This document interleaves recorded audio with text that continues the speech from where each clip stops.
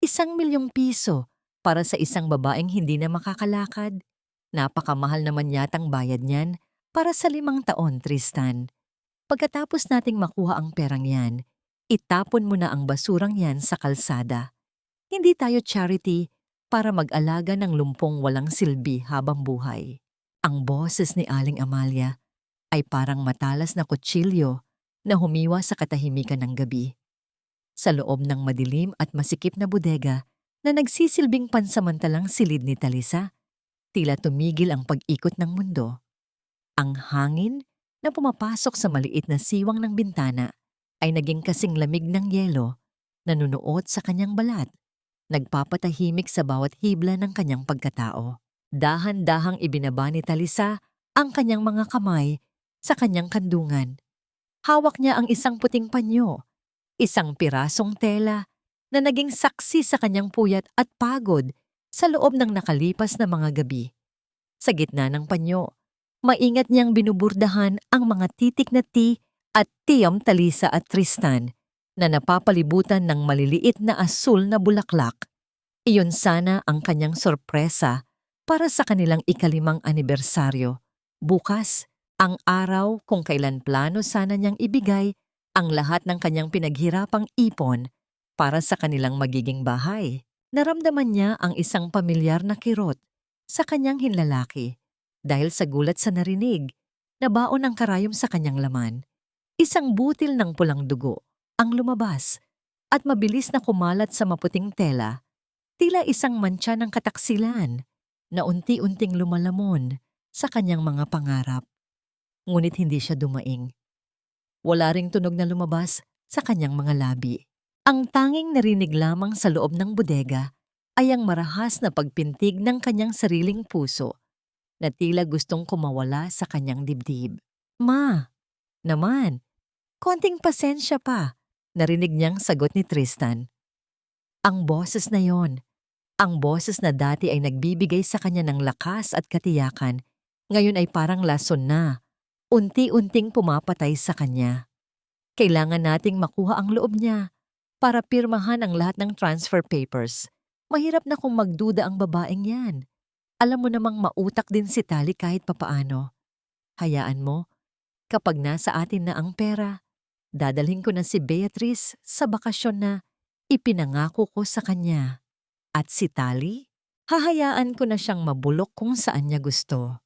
Nanigas ang buong katawan ni Talisa sa kanyang wheelchair. Ang kanyang mga binti na pilit niyang pinagmumukhang walang buhay sa harap ng pamilya ilustre ay nakaramdam ng isang matinding panginginig.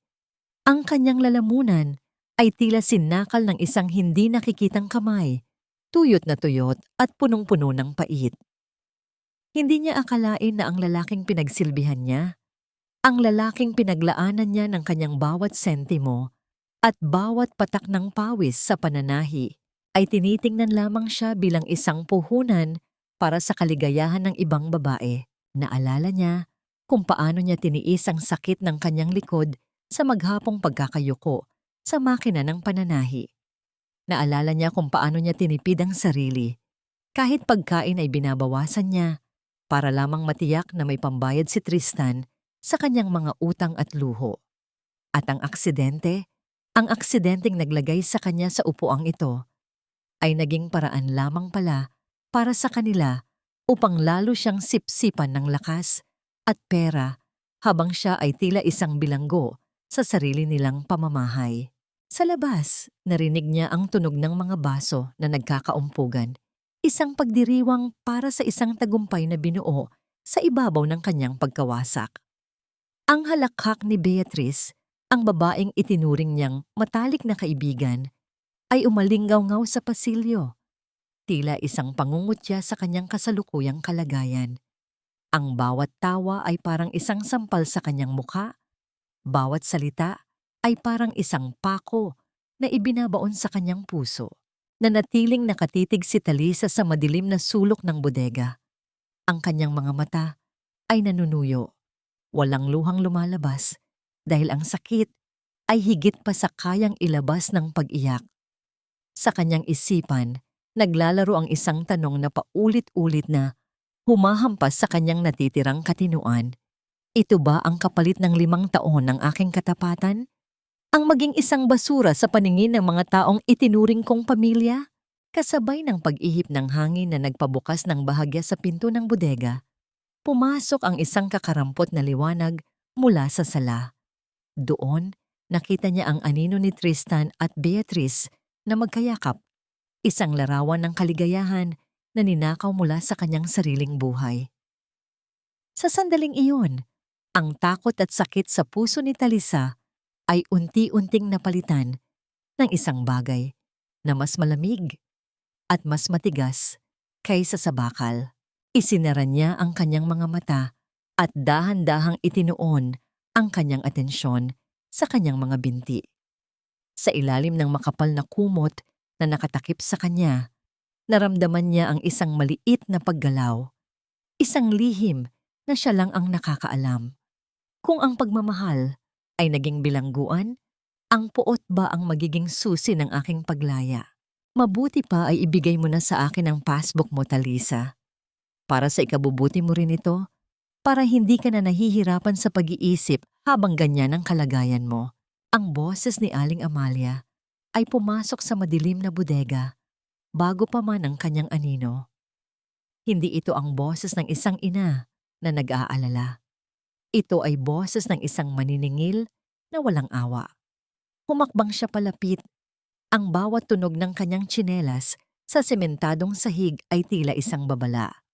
Ang amoy ng kanyang mamahaling pabango na alam ni Talisa na binili gamit ang perang pinagpuyatan niya sa pananahi ay humalo sa amoy ng alikabok at lumang gamit sa loob ng bodega.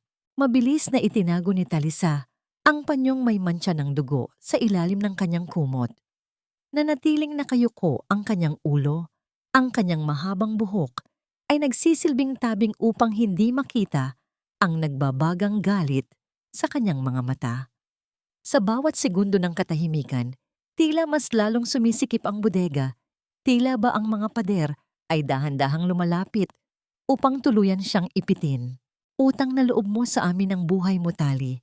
Huwag mong kalilimutan yan, pagpapatuloy ni Aling Amalia habang hinahawi ang ilang lumang kahon upang makalapit sa wheelchair ni Talisa. Hinawakan niya ang balikat ng dalaga, isang haplos na hindi nagbibigay ng init kundi ng kilabot. Sino pa ba ang mag-aalaga sa isang lumpong tulad mo? Kung hindi dahil sa amin ni Tristan, baka nasa lansangan ka na at namamalimos.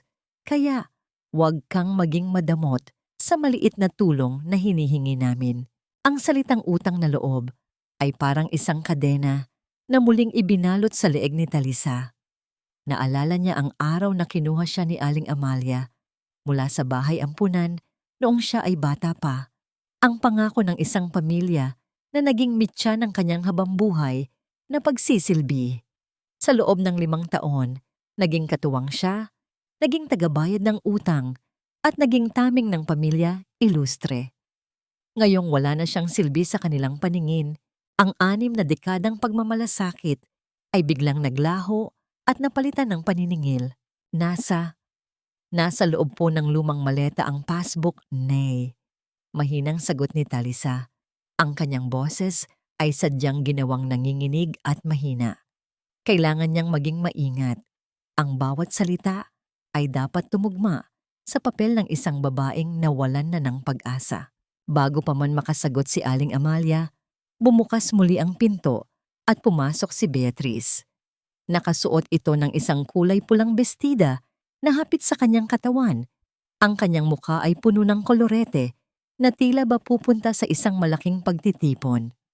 Sa kanyang kamay ay hawak niya ang isang plato ng kanin na may kaunting tira-tirang ulam, ang pagkain na para sana sa isang aso, ngunit ngayon ay ibinibigay kay Talisa.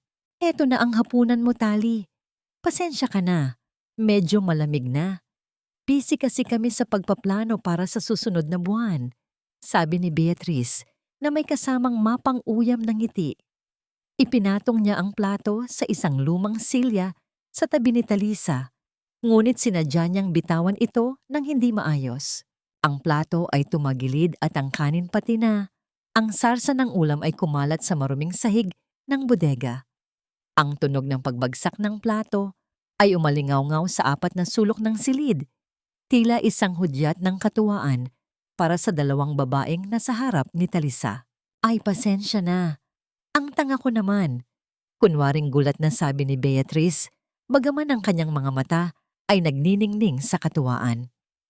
Pero alam mo, Tali, dahil wala ka namang ginagawa dito, kundi maupo, siguro naman kaya mong abutin yan at linisin, di ba?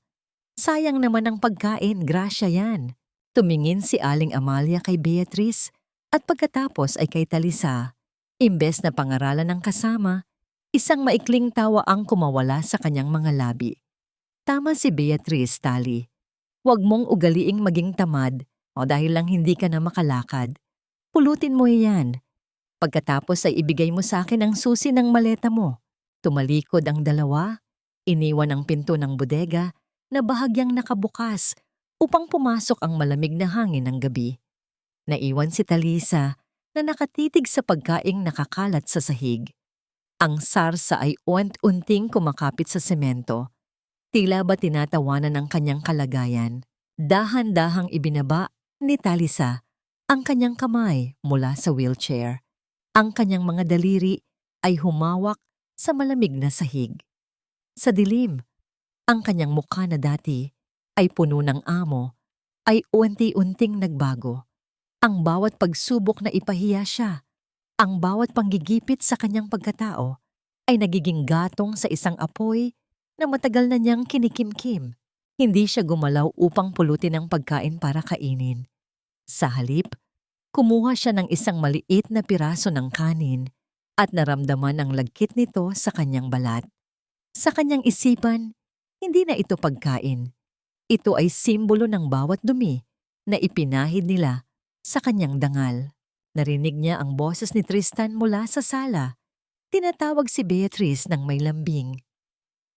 Ang bawat tawag ng pangalan nito ay tila isang latay sa likod ni Talisa. Ngunit sa pagkakataong ito, hindi siya iiyak. Ang kanyang mga mata ay nanatiling tuyo. Ngunit ang kanyang puso ay nagsisimula ng bumuo ng isang listahan. Isang listahan ng lahat ng utang na dapat bayaran ng mga ilustre, hindi ng pera, kundi ng bawat patak ng luha na ninakaw nila sa kanya. Habang nakayuko, naramdaman ni Talisa ang isang matinding pangangati sa kanyang kanang binti. Isang pamilyar na pakiramdam ng dumadaloy na dugo. Sa ilalim ng kumot, pilit niyang pinigilan ang kanyang sarili na huwag sumigaw sa galit nang makita niya ang isang anino na gumagalaw sa labas ng bodega. May nakamasid sa kanya. Isang pares ng mga mata na hindi niya inaasahang makikita sa bahay na ito. Isang tao na maaaring magpabago sa lahat ng kanyang plano o di kaya ay maging mitya ng kanyang tuluyang pagkawasak. Sino ang lihim na nanonood sa kanyang paghihirap at ano ang kinalaman nito sa kahon na kinuha ni Tristan mula sa kanya? Labhan mong mabuti iyan, Tali. Silk ang telang iyan. Baka magasgas ng magaspang mong mga kamay. Mahal ang bili ni Tristan diyan para sa akin. Kaya huwag mong dudumihan. Ang boses ni Beatrice ay parang isang matalas na karayom na paulit-ulit na itinutusok sa pandinig ni Talisa. Inihagis niya ang isang tumpok ng mga damit sa paanan ng wheelchair ng dalaga. Tila ba isang tumpok ng basura ang kanyang inilalagay doon. Ang bawat piraso ng tela ay may dalang bigat na hindi kayang sukatin ng anumang timbangan. Ang bigat ng pagtataksil na harap-harapang ipinamumuka sa kanya. Dahan-dahang inabot ni Talisa ang planggana sa kanyang tabi. Ang tunog ng tubig na bumubuhos mula sa gripo ay tila isang malungkot na awit sa loob ng maliit na banyo sa gilid ng bodega. Habang ibinababad niya ang mga damit, ang amoy ng jasmine at vanilla, ang pabangong gamit ni Beatrice, ay agad na humalo sa amoy ng sabon. Ngunit may iba pang amoy na nanunuot sa kanyang ilong.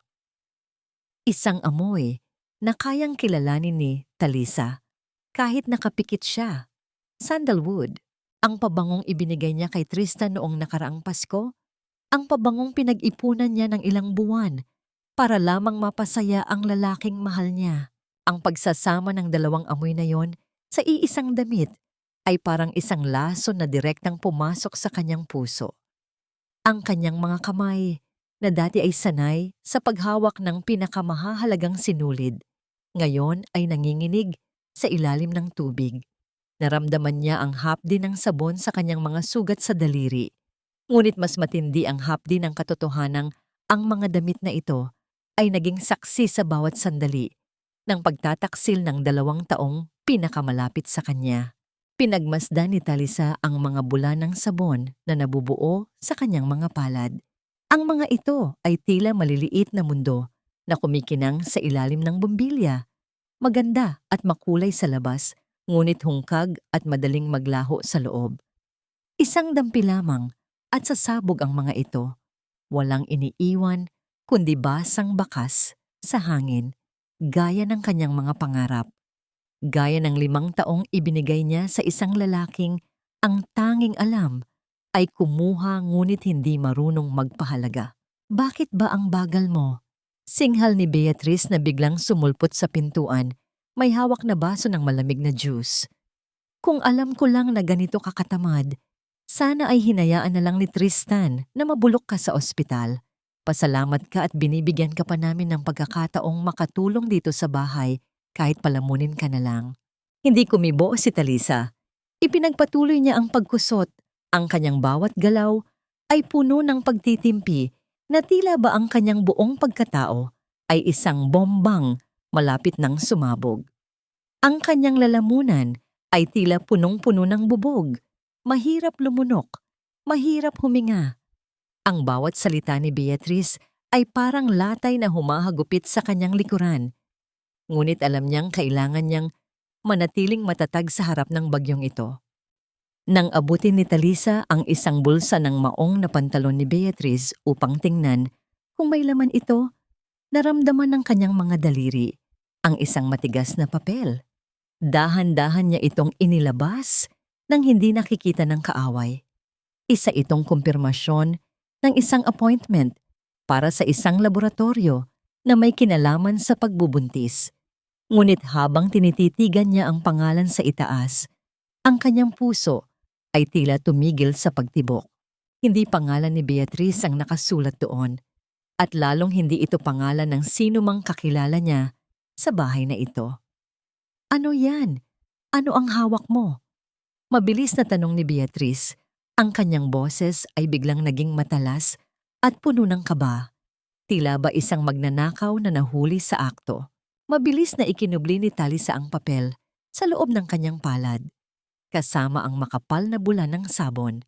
Tumingala siya kay Beatrice, ang kanyang mga mata ay blangko at walang emosyon, tila isang salamin na walang anino. Wala po, dumi lang ng sabon, sagot ni Talisa sa pinakamahinhin niyang boses, bagaman sa loob niya ay nagngangalit ang isang matinding kuryosidad. Sa gitna ng mabangong pabango ni Beatrice, naroon ang baho ng isang lihim na hindi kayang takpan ng anumang halimuyak. Kung hindi kay Beatrice ang appointment na iyon, para kanino ito? At anong uri ng kasinungalingan ang inililibing nila sa ilalim ng mga ngiti at mararangyang damit habang siya ay unti-unting pinapatay sa loob ng bodega? Hanggang kailan kaya kayang itago ng isang bote ng pabango ang amoy ng isang bulok na katotohanan? Hindi lahat ng sugat ay nasa balat tali. Ang pinakamasakit na sugat ay iyong mga nakatago sa ilalim ng mga lihim na pilit nilang ibinabaon sa limot. Ang boses ni Aling Rosa, ang matandang kapitbahay na matagal ng kaibigan ng yumaong ina ni Talisa, ay parang isang mahinang ihip ng hangin na dumaan sa siwang ng pinto ng bodega. Amoy sampagwita at lupang basa ang dala ng kanyang presensya, isang amoy na nagpagunita kay Talisa sa mga hapon noong bata pa siya, noong ang tanging problema niya ay kung paano tatapusin ang pagbuburda sa ilalim ng puno ng mangga. Dahan-dahang lumapit ang matanda sa wheelchair ni Talisa. Ang kanyang mga kamay na kasing kulubot ng tuyong dahon ay may hawak na isang kalawanging latang kahon ng biskwit. Ramdam ni Talisa ang bigat ng tingin ni Aling Rosa. Isang tingin na puno ng awa, ngunit may halong takot. Bakit po kayo nandito, Aling Rosa? Mapapagalitan kayo ni Nay Amalia kapag nakita kayong kausap ako. Bulong ni Talisa. Ang kanyang mga mata ay panay ang sulyap sa pinto. Ang bawat tibok ng kanyang puso ay parang tambol na nagbababala ng panganib. Kailangan mong malaman ang totoo, anak. Sagot ng matanda, habang dahan-dahang inilalagay ang latang kahon sa kandungan ni Talisa. Ang tunog ng bakal na tumama sa wheelchair ay tila isang malakas na hudyat sa katahimikan ng gabi. Ang nanay mong si Elena, hindi siya basta-bastang mananahi lang. At ang ama mo, hindi siya ang lalaking laging ikinukwento sa iyo ni Amalia. Isang malaking kasinungalingan ang lahat ng pinaniwalaan mo. Naramdaman ni Talisa ang isang matinding panginginig sa kanyang mga daliri habang hinahawakan ang malamig at magaspang na kalawang ng kahon. Ang bawat salita ni Aling Rosa ay parang isang kidlat na nagbigay liwanag sa isang madilim na silid.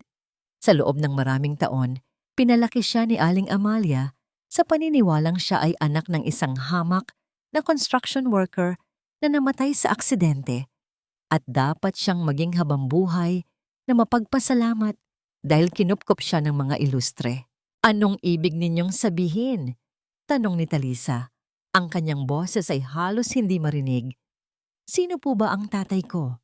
Ang tatay mo ay... Hindi na natapos ni Aling Rosa ang kanyang sasabihin. Ang katahimikan ng gabi ay biglang nabasag ng tunog ng mabibigat na yabag ng sapatos sa semento. Ang bawat hakbang ay parang isang hatol ng kamatayan na papalapit sa bodega. Ang anino ni Tristan ay dahan-dahang lumaki sa sahig, tila isang halimaw na handang lumamon sa anumang liwanag na natitira sa silid. Anong ginagawa ng matandang ito rito? Ang boses ni Tristan ay dumagundong, puno ng puot at pagngangalit. Mabilis na pumasok si Tristan at marahas na hinawakan si Aling Rosa sa braso, sapat upang mapadaing ang matanda sa sakit. Walang pakundangan niya itong hinila palabas ng bodega habang ang latang kahon sa kandungan ni Talisa ay muntik ng mahulog. Tristan, huwag! Matanda na siya! Sigaw ni Talisa. Ngunit ang kanyang mga kamay ay nanatiling nakakapit sa wheelchair. Pilit na itinatago ang katotohanang kaya niyang tumayo. Binalingan siya ni Tristan. Ang kanyang mga mata ay nagnininga sa galit na hindi pa kailanman nakita ni Talisa. Lumapit siya at marahas na hinablot ang latang kahon mula sa kandungan ng dalaga. Ang puwersa ng kanyang pagkakahablot ay nag-iwan ng pulang marka sa mga hita ni Talisa, ngunit ang mas masakit ay ang pakiramdam na muli siyang ninakawan ng pagkakataong malaman kung sino talaga siya. Anong basura ito, Tali? Akala ko ba malinaw na sa'yo? Wala kang ibang pamilya kundi kami. Ang mga basurang galing sa nakaraan mo ay wala ng puwang sa bahay na ito. Isinara ni Tristan ang pinto ng bodega nang may matinding lakas, dahilan upang may ilang dibuho sa dingding ang malaglag. Naiwan si Talisa sa gitna ng kadiliman. Ang kanyang mga kamay ay nakakuyom hanggang sa bumaon ang kanyang mga kuko sa kanyang palad. Sa labas, narinig niya ang paghagulgol ni Aling Rosa habang pinalalayas ito sa bakuran. Bakit takot na takot si Tristan sa isang lumang latang kahon? At ano ang nakatago sa loob nito na sapat upang gawin siyang isang halimaw sa harap ng babaeng dati niyang sinasabing mahal niya? Ang kadiliman sa loob ng bodega ay hindi lamang kawalan ng liwanag. Ito ay tila isang malapot na likido na dahan-dahang lumulunod sa bawat natitirang pag-asa ni Talisa. Matapos ang marahas na pag-alis ni Tristan, bit-bit ang kanyang tanging koneksyon sa kanyang nakaraan, naiwan siyang mag-isa sa gitna ng mga alikabok at amoy ng luma. Ang bawat paghinga niya ay may kasamang bigat, isang paalala na sa bahay na ito, siya ay turing na lamang na isang kagamitang sira na kailangang itago sa paningin ng iba. Ngunit sa gitna ng katahimikan ng hating gabi, isang kakaibang sensasyon ang nagsimulang gumapang mula sa kanyang mga talampakan. Hindi ito ang manhid na pakiramdam na nakasanayan niya sa nakalipas na mga linggo. Ito ay isang banayad na kiliti, isang kislap ng kuryente na dahan-dahang umaakyat sa kanyang mga ugat. Sa ilalim ng makapal na kumot na nakabalot sa kanyang mga binti, sinubukan ni Talisa na ituon ang lahat ng kanyang konsentrasyon sa kanyang kanang hinlalaki sa paa. Isang maliit na himala ang naganap sa gitna ng dilim. Ang kanyang daliri ay gumalaw. Isang bahagyang pag-angat na halos hindi mapapansin ng ordinaryong mata. Ngunit para kay Talisa, ito ay isang pagsabog ng liwanag sa gitna ng kanyang kawalan. Ang kanyang katawan ay hindi pa tuluyang sumusuko. Ang kanyang mga binti na pilit na ibinibilanggo ng mga ilustre sa pamamagitan ng takot at kasinungalingan ay nagsisimulang magising mula sa isang mahabang pagkakaidlip. Dahan-dahan, gamit ang kanyang mga kamay na sanay sa masiselang pagtatahi, kinapa ni Talisa ang ilalim ng kanyang wheelchair. Doon, sa pagitan ng mga bakal na frame, ay may isang maliit na siwang na matagal na niyang napansin. Isang lumang cellphone na depindot na naiwan marahil ng isa sa mga dating katulong ang nakatago doon. Dinampot niya ito ng may matinding pag-iingat. Ang bawat tunog ng paghinga niya ay tila isang malakas na ingay sa katahimikan ng gabi. Ang maliit na liwanag mula sa screen ng telepono ay tumama sa kanyang mukha, nagpapakita ng isang determinasyon na hindi pa kailanman nakita ni Tristan o ni Aling Amalia. Ito na ang kanyang magiging sandata. Ang maliit na kagamitang ito ang magiging saksi sa bawat bulong, bawat plano, at bawat kataksilan na nagaganap sa labas ng bodegang ito. Ngunit hindi sapat ang makarinig lamang. Kailangan niyang makatayo. Hinawakan ni Talisa ng mahigpit ang magkabilang gilid ng wheelchair. Ang bakal ay malamig at tila tumutusok sa kanyang mga palad. Ngunit hindi niya ito pinansin. Ibinuhos niya ang lahat ng kanyang lakas sa kanyang mga hita. Ang bawat kalamnan niya ay tila nagre-rebelde, humihingi ng pahinga, ngunit ang kanyang puso ay nagsusumigaw ng kalayaan. Ang pawis ay nagsimulang mamuo sa kanyang noo, dumadaloy pababa sa kanyang mga pisngi, gaya ng mga luhang matagal na niyang pinigil.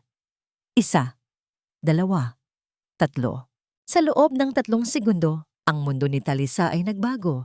Nakatayo siya.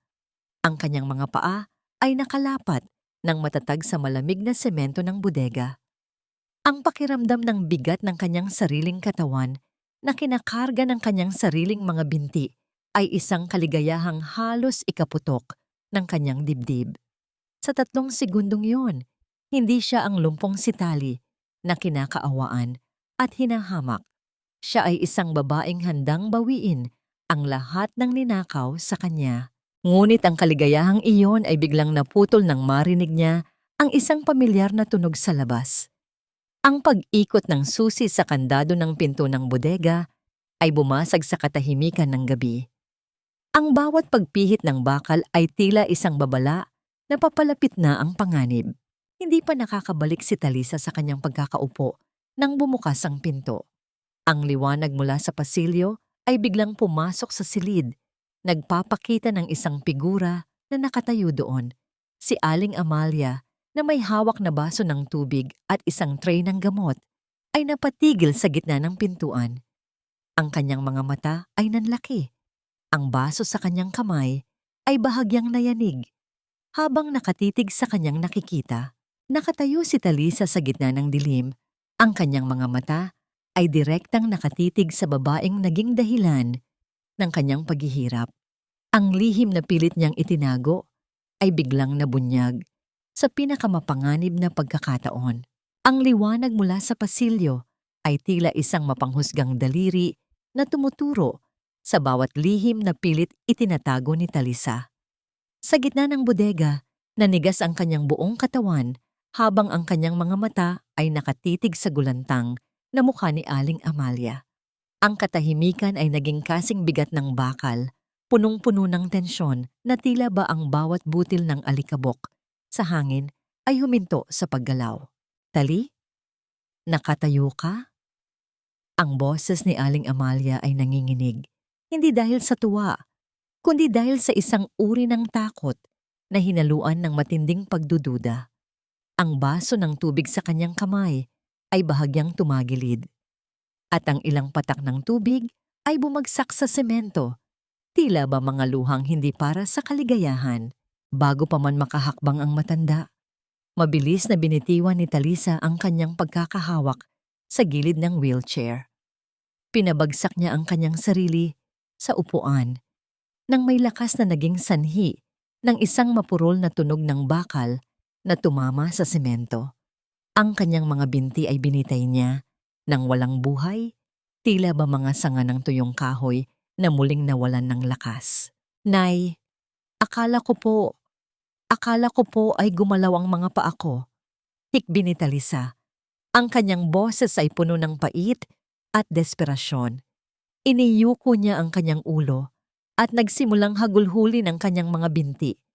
Tila ba sinusubukang gisingin ang mga ito mula sa isang masamang panaginip.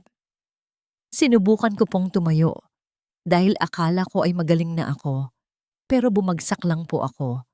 Masakit po, Nay. Ang sakit-sakit na hindi ko na maramdaman ang sarili ko. Dahan-dahang lumapit si Aling Amalia. Ang kanyang gulantang na mukha ay unti-unting napalitan ng isang malamig at kalkuladong ekspresyon. Ipinatong niya ang tray sa ibabaw ng isang lumang cabinet at lumuhod sa harap ni Talisa. Hinawakan niya ang mga pisngi ng dalaga, ngunit ang kanyang mga daliri ay tila mga kuko ng ibong mandaragit na nagnanais na sumugat sa halip na magpatahan. Nababaliw ka na ba, Tali? Tingnan mo ang sarili mo. Bulong ng matanda. Ang kanyang boses ay puno ng isang uri ng pag-aalala na mas masakit pa kaysa sa isang sampal. Lumpo ka na. Iyon ang katotohanan. Ang nakita ko kanina, marahil ay dulot lang iyon ng pagod at gutom mo. Naghahalusinate ka na, anak. Paanong tatayo ang isang babaeng wala ng silbi ang mga binti? Ang bawat salita ay parang isang patak ng asido na unti-unting tumutunaw sa dangal ni Talisa. Ito ang paboritong sandata ni Aling Amalia. Ang gaslighting. Ang pilitin si Talisa na pagdudahan ang sarili niyang paningin, ang sarili niyang nararamdaman, at ang sarili niyang katinuan. Pero Nay, nakatayo po ako kanina. Naramdaman ko ang sahig, giit ni Talisa. Pilit na pinapanatili ang kanyang pag-arte bilang isang taong nawawala sa sariling isip. Hush na, Tali. Huwag mo nang pahirapan ang sarili mo sa mga ilusyong yan. Sabi ni Aling Amalia habang dinudukot ang isang puting tableta mula sa kanyang bulsa. Kailangan mong uminom nito. Pampakapit ito ng kaisipan dahil sa aksidente mo, tila ba pati ang utak mo ay naapektuhan na rin. Kung magpapatuloy ang mga ganitong panaginip mo, baka mapilitan kaming dalhin ka sa isang pasilidad para sa mga may sakit sa isip. Gusto mo ba yon? Ang iwanan kami ni Tristan dahil lang sa pagiging baliw mo? Isang matinding kilabot ang dumaan sa gulugod ni Talisa. Ang banta ay malinaw. Hindi lamang siya gustong gawing lumpo ng pamilya ilustre. Gusto rin nilang burahin ang kanyang katinuan upang wala nang maniwala sa kanya sa hinaharap.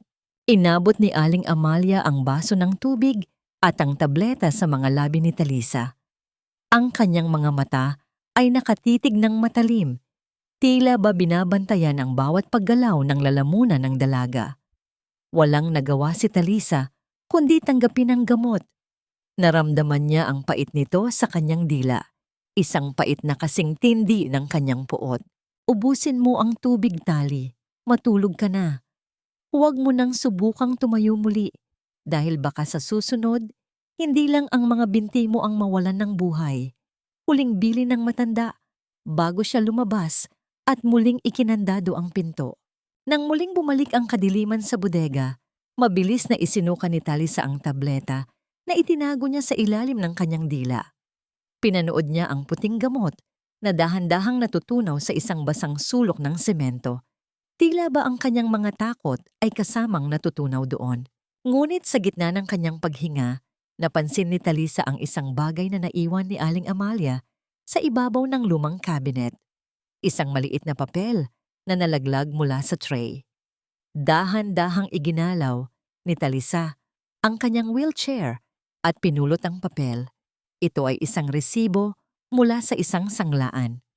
At ang nakasulat na item na isinangla noong hapon ding iyon ay ang tanging bagay na nag-uugnay sa kanya sa kanyang yumaong ina. Bakit isinasangla ng mga ilustre ang mga gamit na hindi sa kanila? At ano ang nakatagong dahilan sa likod ng pagmamadali nilang gawin siyang baliw sa paningin ng mundo? Ang ingay ng mga mamahaling sasakyan sa labas ay hindi ordinaryo. Parang isang dambuhalang kawan ng mga bakal na hayop na dumating upang gambalain ang tahimik at maalikabok naming eskinita. Sa loob ng kanyang madilim na silid, naramdaman ni Talisa ang pagyanig ng lupa. Hindi ito lindol, kundi ang bigat ng isang kapangyarihang hindi kailanman nakatapak sa lupang ito. Ang boses ng mga kapitbahay na dati ay puro tsismis lamang ay napalitan ng mga bulong ng pagkamangha. Sino kaya yan? Bakit may mga bodyguard? Ang bawat tanong ay parang mga tipak ng bato na nahuhulog sa isang kalmadong lawa. Sa sala, narinig ni Talisa ang marahas na pagbukas ng telebisyon. Ang boses ng news anchor ay mabilis at puno ng sensasyon. Ang bilyonaryong si Tiago Valderrama, ang hari ng industriya ng barko, ay personal na bumisita sa isang maliit na barangay sa Cavite. Ayon sa ulat, may hawak siyang mahalagang impormasyon tungkol sa kanyang anak na higit 2 dekada nang nawawala. Isang malaking gantimpala ang naghihintay sa sinumang makakapagturo sa kinaroroonan ng tagapagmana ng mga Valderrama. Narinig ni Talisa ang tunog ng isang basong nabitawan at nabasag sa sahig ng sala. Kasunod nito ang isang nakakabinging katahimikan mula kina Aling Amalia at Tristan. Si Elena, ang nanay ni Tali. Ang boses ni Tristan ay parang isang bulong na galing sa ilalim ng lupa, puno ng kaba at hindi makapaniwalang kagalakan. Valderrama ang apelyido ng nanay niya bago siya ikinasal. 'Di ba? Iyong nakasulat sa lumang box na kinuha natin. Diyos ko, Tristan. Halos hindi makahinga si Aling Amalia. Narinig ni Talisa ang mabilis na paghakbang ng matanda, ang tunog ng kanyang mga tsinelas na tila naghahabol sa oras. Ang batang iyan, ang basurang itinago natin sa bodega, siya ang susi natin sa langit. Hindi lang 1,000,000 ang makukuha natin, kundi bilyon-bilyon. Ngunit sa halip na pagsisisi, ang narinig ni Talisa ay ang tunog ng masidhing kasakiman. Walang bahid ng hiya sa boses ni Aling Amalia nang magpatuloy ito. Hindi tayo pwedeng magkamali, Tristan, kapag nalaman ng matandang Valderrama na ginawa nating katulong at ikinulong ang anak niya sa kulungan ng bagsak natin. Pero kung asawa mo na siya bago pa man siya mahanap, wala silang magagawa. Magiging bahagi tayo ng pamilya nila. Pero ma, paano si Beatrice? Tanong ni Tristan. Bagaman alam ni Talisa na wala na sa isip nito ang ibang babae, kundi ang amoy ng pera. Itago mo muna si Beatrice. Ang mahalaga ngayon, mapaniwala natin si Tali na mahal mo siya, na handa kang pakasalan siya kahit lumpo siya. Kailangan nating makuha ang pirma niya sa kasal bago pa dumating ang mga bodyguard ni Valderrama sa pintong ito. Sa loob ng bodega, napahawak si Talisa sa kanyang dibdib. Ang bawat salitang lumalabas sa bibig ng mga taong itinuring niyang pamilya ay parang mga uod na gumagapang sa kanyang balat. Ang katotohanan tungkol sa kanyang ama ay dumating na. Isang liwanag na dapat sana ay magbibigay sa kanya ng kapayapaan. Ngunit ngayon ay ginagamit upang gawan siya ng mas matibay na hawla. Narinig niya ang pagpihit ng susi sa kanyang pinto. Sa pagkakataong ito, hindi ito ang marahas na tunog ng pagbubukas. Ito ay dahan-dahan. Tila ba may isang mahalagang hiya sa loob na ayaw nilang magising ng bigla. Pumasok si Tristan. Ang amoy ng sandalwood na dati ay nagpapakilig kay Talisa ngayon ay nagpapaikot ng kanyang sikmura. May hawak siyang isang maliit na buke ng mga ligaw na bulaklak na pinitas sa bakuran at ang kanyang muka ay may suot na pinakamaamong maskara na kaya niyang isuot. Lumuhod si Tristan sa harap ng kanyang wheelchair. Hinawakan niya ang nanginginig na kamay ni Talisa at tiningnan ito ng diretso sa mga mata.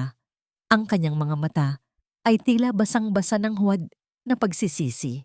Tali, mahal ko, patawarin mo ako sa mga nagawa ko nung nakaraang mga araw. Gulong-gulo lang ako dahil sa kalagayan mo, bulong ni Tristan.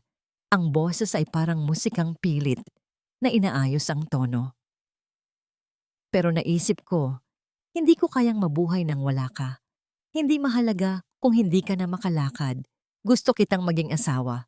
Ngayon din, gusto kong magpakasal tayo. Tali, papayag ka bang maging asawa ko habang buhay? Tiningnan ni Talisa ang singsing na inilalabas ni Tristan. Isang singsing na alam niyang binili gamit ang perang ninakaw sa kanya. Sa likod ni Tristan, nakita niya ang anino ni Aling Amalia sa may pinto. Naghihintay na parang isang buwitre. Sa labas, ang tunog ng mga sasakyan ng kanyang tunay na ama ay papalapit ng papalapit. Ngunit sa loob ng bodegang ito, ang panganib ay mas malapit kaysa sa iligtas siya. Ano ang isasagot ni Talisa sa harap ng isang lalaking handang pumatay ng dangal para sa bilyon-bilyong kayamanan, habang ang kanyang kaligtasan ay nasa kabilang panig lamang ng pader? Tinatanggap ko, Tristan. Kahit alam kong hindi ako karapat-dapat sa pagmamahal mo sa ganitong kalagayan, tatanggapin ko. Ang boses ni Talisa ay nanginginig. Bawat salita ay parang isang piraso ng kristal na dahan-dahang binibitawan sa matigas na sahig. Sa loob niya, ang kanyang sikmura ay bumabaliktad sa matinding pandidiri. Ang kamay ni Tristan na nakahawak sa kanya ay tila isang malalamig na galamay ng pugita. Nanunuot ang lagkit ng kasinungalingan sa kanyang balat. Ngunit kailangan niyang gawin ito. Kailangan niyang pasukin ang kuta ng kaaway upang tuluyan itong mapabagsak mula sa loob.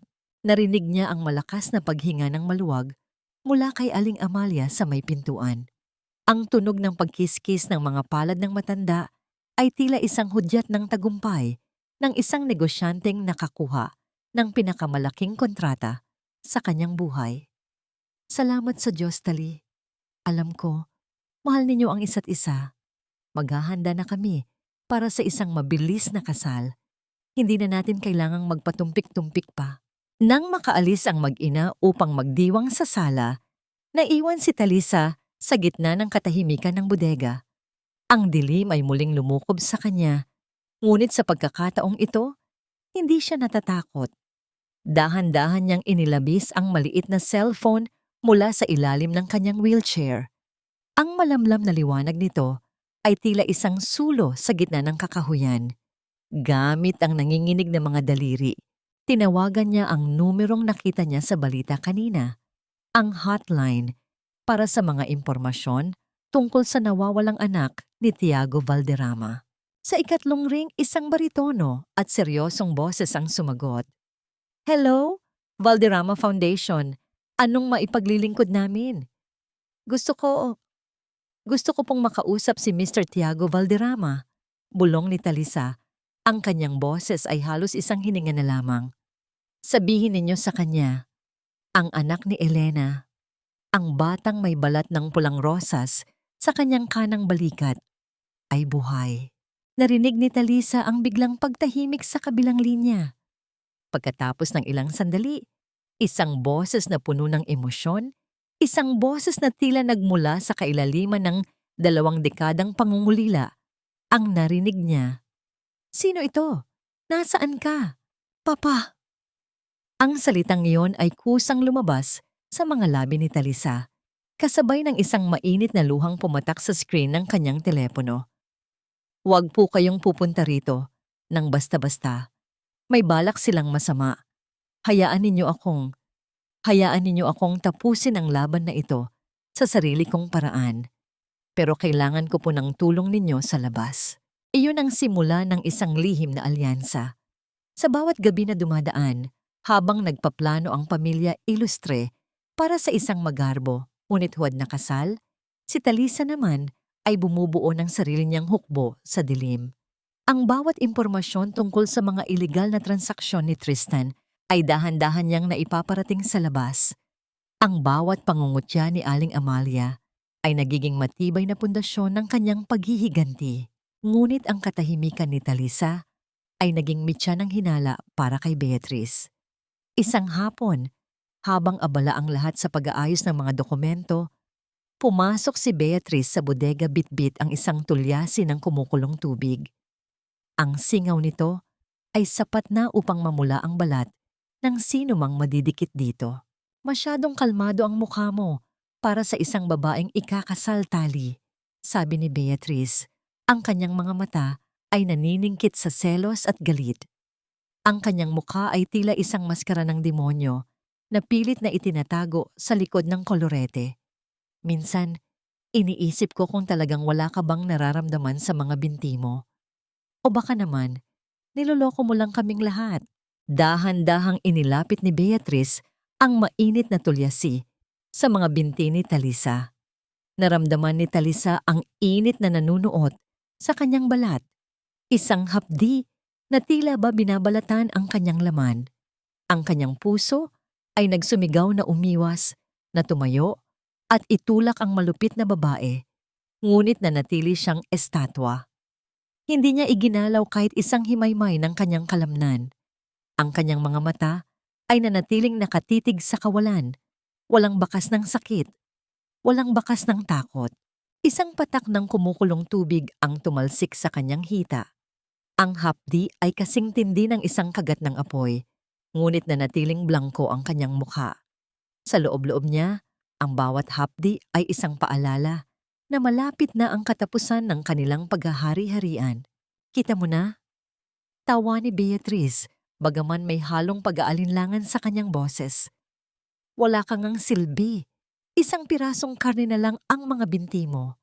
Pasalamat ka at kailangan ka pa ni Tristan para sa pera ng tatay mo. Kundi, baka kanina ko pa ibinuhos ito sa mukha mo. Nang lumabas si Beatrice, iniwan niya ang amoy ng pasong balat at ang matinding pait ng panlalait. Ngunit sa gitna ng sakit, isang ngiti ang dahan-dahang gumuhit sa mga labi ni Talisa. Ang bawat sugat na ibinibigay nila ay nagiging patunay ng kanilang sariling pagkakasala. Sa labas, ang mga anino ng mga bodyguard ni Tiago Valderrama ay dahan-dahang nakapalibot sa bahay ng mga Ilustre, naghihintay lamang ng isang hudyat mula sa babaeng akala ng lahat ay lumpo at walang laban. Ang bitag ay nakahanda na at ang kailangan na lamang ay ang tamang pagkakataon upang hilahin ang pisi. Pirmahan mo na ito, Tali. Para ito sa seguridad ninyo ni Tristan. Sa hirap ng buhay ngayon, kailangang sigurado tayo na walang ibang makikinabang sa kung anong meron ka, kundi ang pamilyang tumanggap sa'yo noong wala kang masilungan. Ang boses ni Aling Amalia ay parang isang madulas na ahas na gumagapang sa ibabaw ng lamesa. Inilapag niya ang ilang pahina ng dokumento sa harap ni Talisa. Isang kasunduan na ang bawat salita ay sadyang binuo upang itali ang kanyang kinabukasan sa ilalim ng kapangyarihan ni Tristan. Ang puting papel ay tila nagniningning sa ilalim ng maliit na bumbilya ng bodega. Isang mapanlinlang na liwanag na nagtatago ng isang napakadilim na layunin. Dahan-dahang itinaas ni Talisa ang kanyang paningin. Sa tabi ni Aling Amalia, nakatayo si Tristan na may hawak na panulat. Ang kanyang mukha ay sadyang pinagmumukhang puno ng malasakit, ngunit ang pananabik sa kanyang mga mata ay hindi niya kayang itago. Ang bawat paghinga ni Tristan ay tila bumibilang sa bilyon-bilyong pisong inaasahan nilang mahuhulog sa kanilang mga palad kapag naging opisyal na ang pagiging Valderrama ni Talisa. Ano po ito, Nay? Mahinang tanong ni Talisa. Ang kanyang mga daliri ay dahan-dahang hinahaplos ang gilid ng papel. Naramdaman niya ang gaspang ng dokumento, isang pakiramdam na kasing pait ng kanyang nararamdaman. Prenuptial agreement iyan, Tali, paliwanag ni Tristan habang lumalapit at humahawak sa kanyang balikat. Para ito sa proteksyon mo. Alam mo naman ang mga Valderrama, baka isipin nila na habol lang namin ang pera ninyo. Kapag pinirmahan mo ito, mapapatunayan natin sa tatay mo na wagas ang pag-ibig ko sa iyo, na kahit anong mangyari, tayo ang magkasama sa hirap at ginhawa. Binasa ni Talisa ang mga nakasulat sa dokumento sa pamamagitan ng kanyang malabong paningin sa dilim. Ang bawat talata ay tila isang sumpa. Nakasulat doon na sa sandaling ikasal sila, ang lahat ng ari-arian na matatanggap ni Talisa mula sa kanyang ama ay mapupunta sa pamamahala ni Tristan Ilustre. At sa oras na magkaroon ng paghihiwalay o anumang hindi inaasahang pangyayari, ang lahat ng yaman ay mananatili sa pangalan ng asawa. Ito ang kasunduan sa impyerno, isang dokumento na gagawa sa kanya na maging isang bilanggo sa loob ng sarili niyang yaman. Naramdaman ni Talisa ang isang matinding pangangatog sa kanyang puso. Ang kanyang kamay na hahawak sa panulat ay tila tumitigas, gaya ng bato. Sa sandaling iyon, naalala niya ang kanyang ina, ang babaeng namatay sa hirap habang ang mga Valderrama ay nagpapakasa sa sayaman at habang ang mga Ilustre ay dahan-dahang kinukuha ang huling hininga ng kanyang dangal. Tali, sige na, para matapos na ang lahat ng pag-aalinlangan.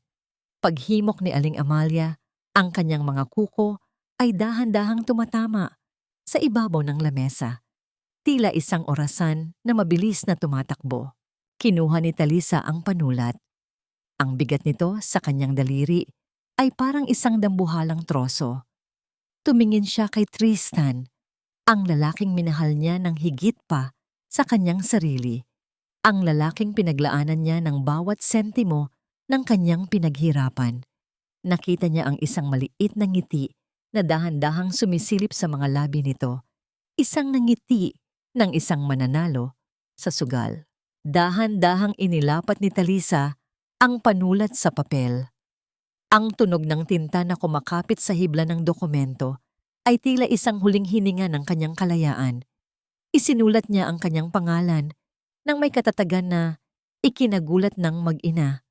Ngunit bago niya matapos ang huling titik, isang maliit na patak ng kanyang luha ang bumagsak sa tabi ng kanyang lagda. Nagpadumi sa malinis na papel. "Oh, bakit ka umiiyak, anak?" tanong ni Aling Amalia. Bagaman ang kanyang mga kamay ay mabilis na kinuha ang papel upang masiguradong tuyo na ang tinta. "Wala po.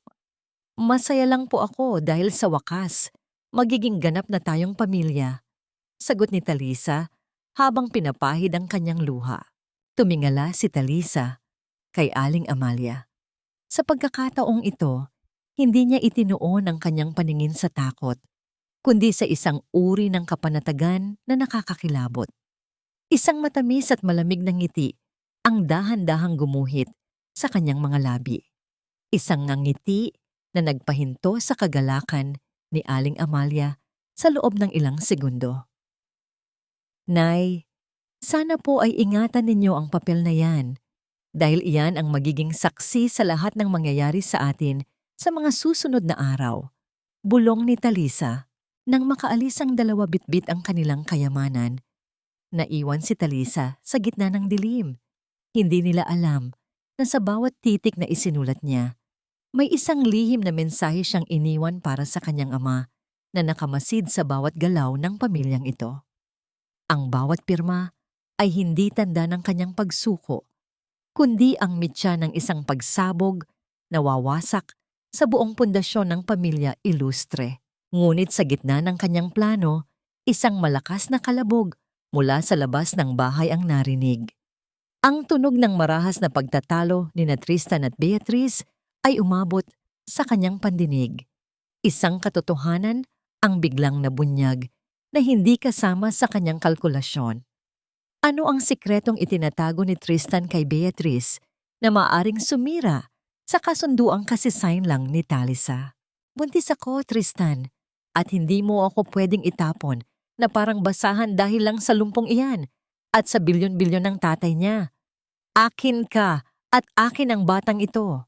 Ang sigaw ni Beatrice ay umalingaw-ngaw sa buong kabahayan, tumagos sa manipis na dingding ng bodega at bumasag sa katahimikan ng gabi ni Talisa. Sa loob ng madilim na silid, nanatiling nakaupo si Talisa sa kanyang wheelchair. Ang kanyang mga kamay ay mahigpit na nakahawak sa gilid ng upuan. Ang bawat salitang lumalabas sa bibig ni Beatrice ay parang mga latay ng apoy na humahagupit sa kanyang pandinig. Sa labas, sa may sala, narinig niya ang marahas na paggalaw ng mga gamit, ang kalansing ng mga dekorasyong natatabig, at ang mabibigat na yabag ni Tristan na tila ba isang hayop na nasusukol sa kanto. Huwag kang gumawa ng eksena, Beatrice. Alam mong para sa atin din ang ginagawa ko. Kapag nakuha ko na ang tiwala ng matandang Balderrama, magiging reyna ka. Pero ngayon, kailangan mong manahimik. Naramdaman ni Talisa ang isang kakaibang panginginig sa kanyang dibdib. Hindi ito panginginig ng takot, kundi ng isang malalim na pagkasuklam. Naalala niya ang bawat gabi na ipinagluluto niya si Tristan. Bawat sentimo na ibinigay niya para sa pag-aaral nito, habang ang lalaking ito ay bumubuo na pala ng ibang buhay sa sinapupunan ng kanyang matalik na kaibigan. Ang kataksilan ay hindi lamang isang sugat. Ito ay isang lason na dahan-dahang pumapatay sa bawat magandang alaala na itinanim niya sa loob ng 5 taon. Dahan-dahang bumukas ang pinto ng bodega. Hindi si Tristan ang pumasok, kundi si Beatrice. Ang mukha nito ay punong-puno ng galit. Ang kanyang mga mata ay naniningkit sa puot habang nakatitig sa kalagayan ni Talisa. Lumapit siya ng dahan-dahan. Ang bawat hakbang ay puno ng pangungutya. Narinig mo ba, Tali? Bulong ni Beatrice. Ang kanyang boses ay parang isang madulas na lason. Buntis ako. Magkakaroon na kami ng pamilya ni Tristan habang ikaw, mananatili kang nakaupo sa bulok na upuang yan, naghihintay ng awa na hindi naman darating. Kahit maging bilyonaryo ka pa, hinding-hindi mo mabibigyan si Tristan ng anak. Isa kang tuyot na puno, Tali. Walang silbi. Tumingala si Talisa.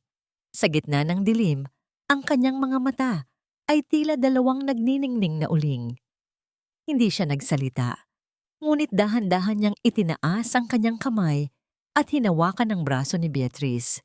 Ang kanyang hawak ay malamig, matigas, at puno ng isang lakas na hindi inaasahan ng kaaway. Buntis ka nga ba talaga, Beatrice? Mahinang tanong ni Talisa. Ang kanyang boses ay kalmado, ngunit may dalang talim na tila ba hinihiwa ang hangin. O baka naman ang tanging dinadala mo sa loob mo ay ang parehong bulok na sikretong nakuha ko sa bulsa ng pantalon mo noong nakaraang linggo. Napatigil si Beatrice. Ang kanyang mukha ay biglang nawalan ng kulay, tila ba isang bangkay na binuhusan ng puting pintura. Ang kanyang mga labi ay nanginig, at ang pagmamayabang sa kanyang mga mata ay napalitan ng isang matinding kaba. Anong sinasabi mo? Alam mo kung ano ang tinutukoy ko. Pagpapatuloy ni Talisa habang dahan-dahang hinahaplos ang tiyan ni Beatrice. Isang haplos na hindi nagbibigay ng init, kundi ng isang babala. Sana, bago ka maghabi ng mas malaking kasinungalingan, sinigurado mo munang walang nakakakita sa bawat paglabas-pasok mo sa klinika ng iyong pinsan. Ang batang sinasabi mong kay Tristan, sigurado ka bang siya ang ama? Isang malakas na sampal ang iginanti ni Beatrice, ngunit hindi man lang kumurap si Talisa. Ang sakit sa kanyang pisngi ay wala kumpara sa saya na nararamdaman niya ngayong nakikita niyang nasusukol ang babaeng umagaw sa kanyang buhay. Mamatay ka na, Tali! Mamatay ka na kasama ng mga bilyon mo! Sigaw ni Beatrice bago ito patakbong lumabas ng bodega, halos matumba sa pagmamadali. Naiwan si Talisa sa gitna ng katahimikan. Naramdaman niya ang init ng kanyang pisngi, ngunit kasabay nito ang malamig na determinasyon sa kanyang puso. Hindi lamang pera ang kukunin niya sa pamilya ilustre. Kukunin niya ang bawat piraso ng kanilang dangal hanggang sa wala nang matira kundi ang abo ng kanilang sariling mga kasinungalingan. Ngunit sa gitna ng kanyang pag-iisip, narinig niya ang boses ni Aling Amalia mula sa labas. May kausap ito sa telepono at ang pangalang binanggit nito ay nagpatigil sa mundo ni Talisa. Siguraduhin mong hindi makakarating ang matandang Valderrama sa simbahan. Gawin mo ang lahat, kahit kailangang dumanak ang dugo, basta makuha natin ang pirma ng babaeng iyan bago siya mamatay. Nalamig ang buong pagkatao ni Talisa. Hindi lamang pala ang kanyang yaman ang target ng mga ilustre. Ang kanyang buhay at ang buhay ng kanyang ama ay nasa panganib na. Hanggang saan ang kayang gawin ni Talisa upang protektahan ang tanging pamilyang natitira sa kanya habang siya ay nakakulong pa rin sa upuang ito? Ang bawat tusok ng karayom sa telang ito ay hindi para sa isang masayang bukas, kundi para sa isang libingan ng aking mga pangarap. Ang puting sutla na ito ay hindi damit pangkasal, kundi isang puting kumot na magtatakip sa lahat ng kanilang kasamaan. Malamig ang simoy ng hangin sa labas, hudyat ng pagdating ng simbang gabi.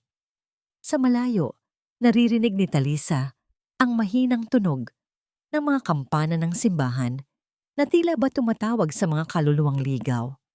Ang amoy ng bibingka at putubumbong ay dahan-dahang humahalo sa amoy ng alikabok sa loob ng bodega. Isang malupit na paalala ng mga panahong masaya pa siya, noong ang tanging hiling niya sa bawat madaling araw ay ang maging maayos ang buhay nila ni Tristan. Sa ilalim ng malamlam na liwanag ng isang bumbilya, nakayuko si Talisa habang pilit na tinatapos ang huling detalye ng kanyang damit pangkasal. Ang bawat tahi ay maingat, bawat disenyo ay pulido. Ito ang huling obra maestra na gagawin niya sa loob ng bahay na ito. Ngunit ang kanyang mga kamay ay nanginginig, hindi dahil sa lamig, kundi dahil sa bigat ng lihim na nalaman niya tungkol sa balak ni Aling Amalia sa kanyang ama. Bilisan mo ang pagtahi, Itali. Huwag kang mag-inarte. Bulyaw ni Aling Amalia amang manakasandal sa pinto, tila isang gwardiya sa loob ng bilangguan. Kailangan nating magmukhang kagalang-galang bukas. Hindi pwedeng mapahiya si Tristan sa harap ng mga bisitang Valderrama. Isuot mo ang lahat ng galing mo sa pananahi sa damit na yan, dahil iyan ang magiging pasaporte natin sa marangyang buhay. Dahan-dahang itinigil ni Talisa ang kanyang paggawa. Tumingala siya sa matanda. Ang kanyang mga mata ay puno ng pagod, na tila ba dinala niya ang buong mundo sa kanyang balikat. Nay, nasaan na po ang lumang makina ng nanay ko? Iyong depadyak na ginagamit ko dati? Gusto ko po sanang doon tapusin ang laylayan nito para man lang maramdaman ko na kasama ko si Ina sa araw ng kasal ko. Isang maikling tawa ang kumawala sa mga labi ni Aling Amalia. Isang tunog na kasing talim ng mga bubog sa sahig. Ang makinang iyon, huwag mo nang hanapin ang lumang bakal na yon, Tali. Naibenta na yon ni Tristan noong nakaraang linggo. Kailangan niya ng pambili ng bulaklak at alahas para sa'yo, di ba? Basura na yon, kaya huwag mo nang iyakan. Tila tumigil ang pagtibok ng puso ni Talisa. Ang makinang yon, ang tanging alaala ng kanyang ina, ang kasangkapang naging katuwang niya sa pag-iipon ng 1,000,000 piso para kay Tristan, ay itinuring lang na basura. Ibinalik niya ang kanyang tingin sa telang hawak niya. Ang kanyang mga luha ay hindi na mapigilan.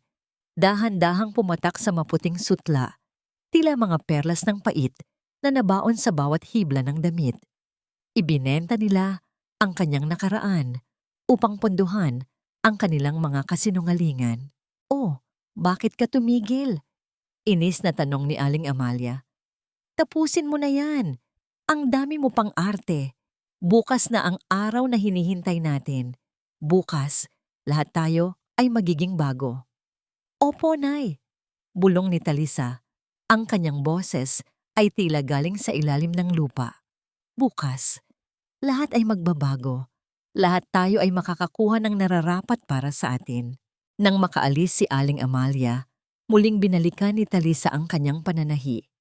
Ngunit sa pagkakataong ito, may kakaiba siyang idinaragdag sa loob ng laylayan ng damit. Isang maliit na bulsa na sadyang itinago sa ilalim ng mga dekorasyong lace. Doon niya inilagay ang maliit na recorder at ang mga dokumentong nakuha niya. Sa bawat tusok ng karayom, binubulong niya ang isang panalangin.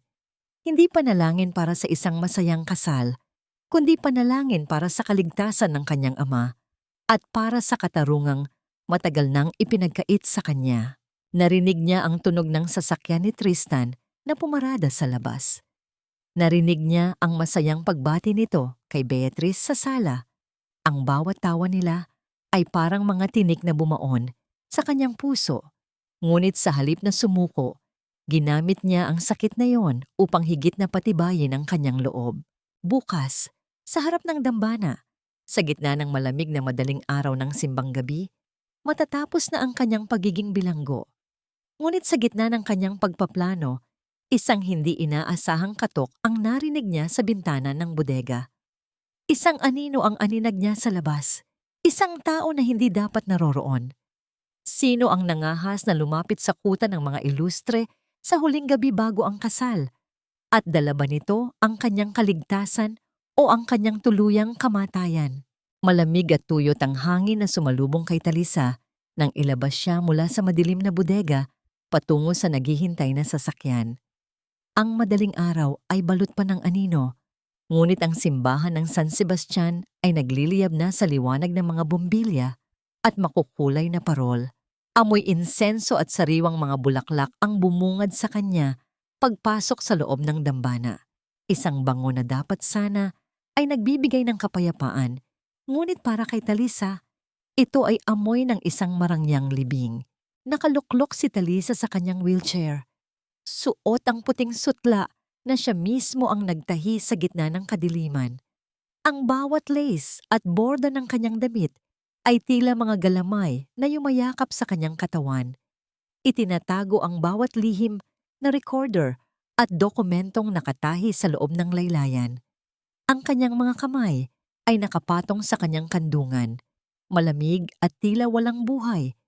Ngunit sa loob-loob niya, ang bawat himaymay ng kanyang kalamnan ay handa na sa isang huling pagsabog. Ngumiti ka naman, Tali. Isipin mo na lang ang lahat ng kayamanang magiging sa atin pagkatapos nito. Bulong ni Aling Amalia sa kanyang tabi.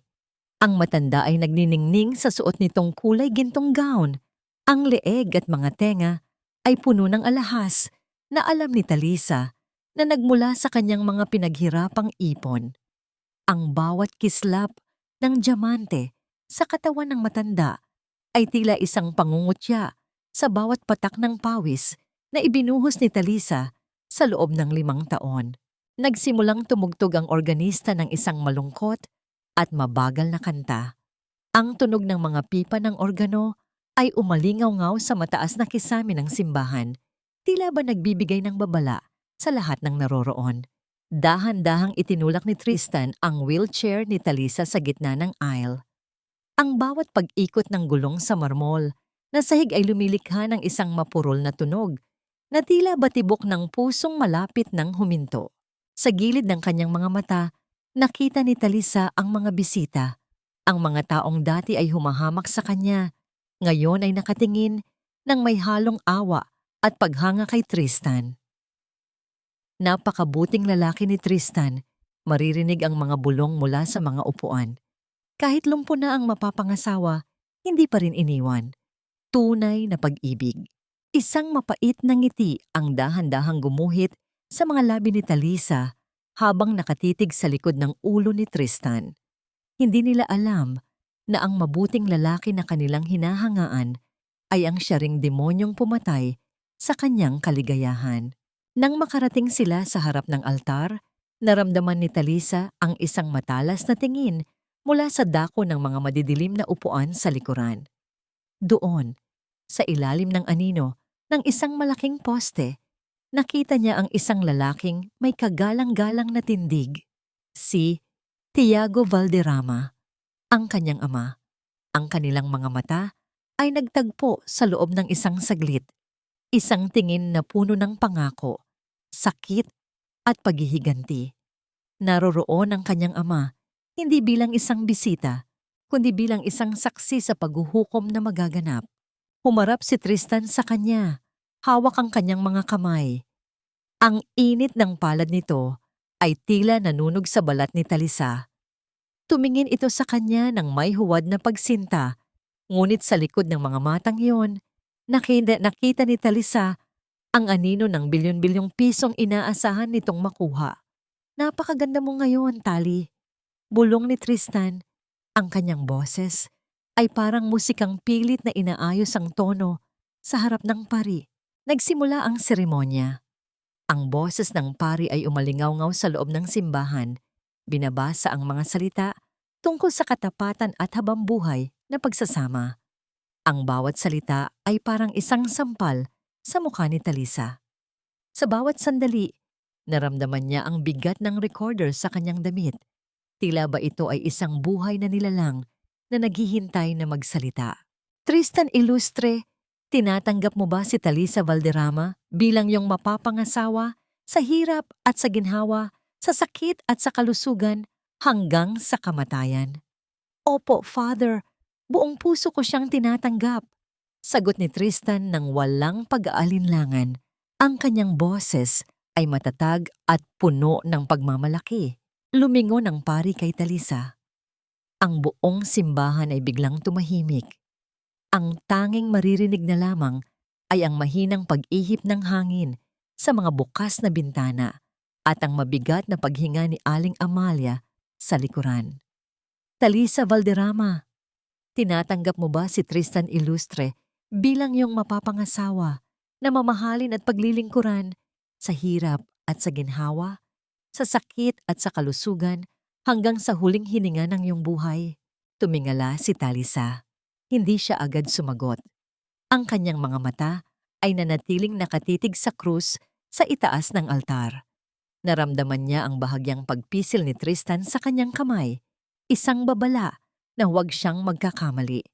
Naramdaman din niya ang pag-init ng kanyang mga binti sa ilalim ng puting sutla. Ang lakas na matagal niyang inipon ay tila ba nag-uumapaw na sa kanyang mga ugat. Isang matinding katahimikan ang bumalot sa dambana. Ang mga tao ay nagsimulang magbulungan, nagtatanong kung bakit tumagal ang pagsagot ng babaeng nasa wheelchair. Ang kaba sa mukha ni Aling Amalia ay nagsimulang mabuo. Ang kanyang mga kamay ay mahigpit na nakakapit sa kanyang bag na puno ng mga dokumentong dapat pirmahan. Dahan-dahang bumukas ang mga labi ni Talisa. Ngunit sa halip na ang inaasahang sagot, isang malamig at matalim na tunog ang kumawala sa kanyang lalamunan. Isang tunog na hindi galing sa isang biktima, kundi sa isang hukom. Bago ko sagutin ang tanong na yan, Father, may gusto lang po akong ipakita sa lahat ng naririto. Sa isang iglap, bago pa man makakilos si Tristan, itinaas ni Talisa ang kanyang kamay at may pinindot sa ilalim ng kanyang lace na bodice. Ang bawat speaker sa loob ng simbahan na konektado sa modernong sound system ng dambana ay biglang naglabas ng isang tunog. Hindi kanta, kundi isang boses. Ang boses ni Aling Amalia at Tristan na nagpaplanong patayin si Tiago Valderrama at itapon si Talisa sa kalsada matapos makuha ang pera. Nanigas ang buong simbahan. Ang mukha ni Tristan ay biglang nawalan ng kulay, tila ba isang bangkay na binuhusan ng asido. Ngunit ang pinakaikinabigla ng lahat ay ang sumunod na ginawa ni Talisa.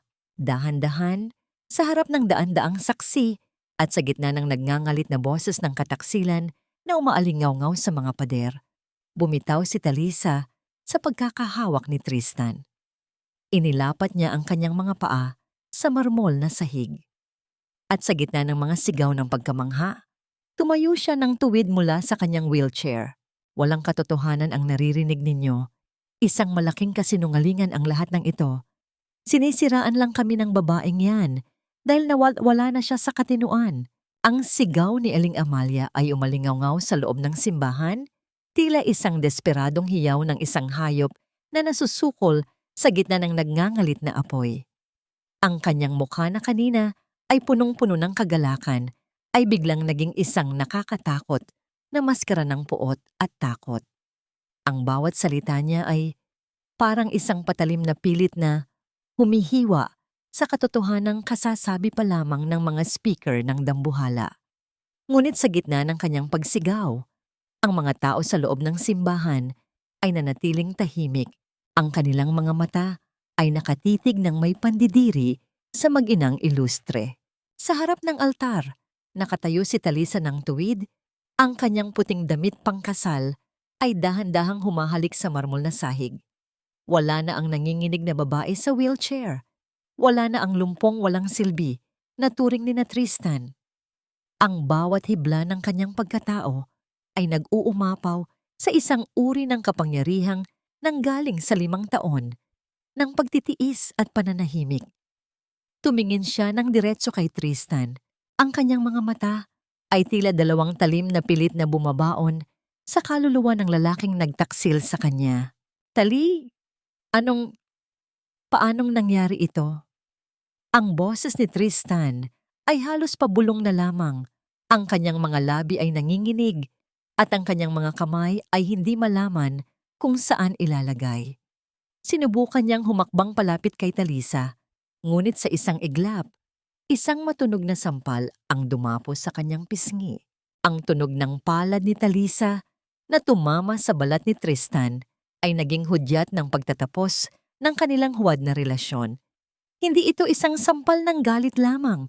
Ito ay sampal ng bawat puyat, bawat patak ng pawis, at bawat sentimong ninakaw ng lalaking ito sa kanyang dangal. Naramdaman ni Tristan ang hapdi na nanunuot sa kanyang laman. Ngunit mas matindi ang hapdi ng kahihiyang bumabalot sa kanya sa harap ng daan-daang tao. Huwag mo akong mahawakan, Tristan. Ang bawat dampi ng kamay mo ay nagpapaalala sa akin ng amoy ng kataksilan ninyo ni Beatrice, malamig na sabi ni Talisa. Ang bawat salita niya ay kalmado, ngunit may dalang bigat na tila ba isang bundok na bumabagsak sa balikat ni Tristan. Biglang bumukas ang malaking pinto ng simbahan. Ang liwanag ng sumisikat na araw ay pumasok sa loob, nagbibigay ng isang nakakasilaw na background sa mga taong pumasok. Si Tiago Valderrama, ang hari ng industriya ng barko, ay naglalakad ng may katatagan, kasama ang isang pangkat ng mga lalaking nakauniporme ng pulisya at mga opisyal ng National Bureau of Investigation. Ang tunog ng kanilang mga sapatos sa marmol ay tila isang martsa ng katarungang papalapit sa altar. Bitawan ninyo ang anak ko. Ang boses ni Tiago ay dumagundong sa loob ng dambana. Puno ng awtoridad na hindi mapapasubalian, lumapit siya kay Talisa at maingat itong inakbayan, isang yakap ng proteksyon na matagal nang hinintay ng dalaga. Mr. Valderrama, sandali lang po, may maling akala lang po rito. Hiyaw ni Aling Amalia habang pilit na sumisingit sa harap ng mga pulis. Lumuhod siya sa harap ni Tiago, ang kanyang mga kamay ay nakikiusap, ang mga luha ay mabilis na dumadaloy sa kanyang mukha na puno ng huwad na pagsisisi. Kami ang nag-alaga kay Tali. Utang na loob niya sa amin ang buhay niya. Tristan, sabihin mo sa kanila, mahal ninyo ang isa't isa, di ba? Tiningnan ni Talisa ang babaeng itinuring niyang ina sa loob ng maraming taon. Ang pagluhod ni Aling Amalia ay hindi nagbigay sa kanya ng awa, kundi ng isang matinding pagkasuklam. Dahan-dahang lumapit si Talisa at tumayo sa harap ng matanda. Ang utang na loob na sinasabi ninyo, Nay Amalia, ay matagal ko nang nabayaran ng bawat sentimong kinuha ninyo sa akin. Ang 1,000,000 pisong ipon ko, ang makinang panahin ng nanay ko na ibinenta ninyo, at ang 5 taon ng aking buhay na ginawa ninyong bilangguan, lahat iyon ay higit pa sa sapat na kabayaran. Sabi ni Talisa, habang dahan-dahang kinukuha ang mga dokumento mula sa loob ng kanyang damit. Ito ang mga ebidensya ng pagmamanipula ninyo sa aking mga bank account at ang mga papeles na pilit ninyong pinapirmahan sa akin sa loob ng bodega. Inabot ni Talisa ang mga dokumento sa opisyal ng NBI. Kasabay nito, Lumabas mula sa likod ng dambana si Beatriz na kanina pa palang nanonood ng may takot. Sinubukan nitong tumakas, ngunit agad itong naharang ng mga awtoridad. Ang mag-inang ilustre at ang kanilang kasabwat ay napapalibutan na ngayon ng katotohanang pilit nilang ibinaon sa limim. Narinig ang tunog ng mga posas na isinasara sa mga kamay ni Tristan at Beatriz. Ang bawat kalansing ng bakal ay tila isang musika sa pandinig ni Talisa. Ang pagmamataas ni Tristan ay napalitan ng isang desperadong paghagulgol, habang si Aling Amalia naman ay nagsimulang magsisigaw ng mga sumpa. Tinatawag si Talisa na isang walang utang na loob na anak. Ang hustisya ay hindi lamang nakukuha sa loob ng korte, Nay Amalia. Nakukuha rin ito sa sandaling tumayo ang isang tao mula sa kanyang pagkakadapa. Huling sabi ni Talisa habang pinapanood ang paghila sa kanila palabas ng simbahan. Naiwan si Talisa sa harap ng altar kasama ang kanyang ama. Ang buong simbahan ay muling tumahimik, ngunit sa pagkakataong ito, ang katahimikan ay puno ng paggalang.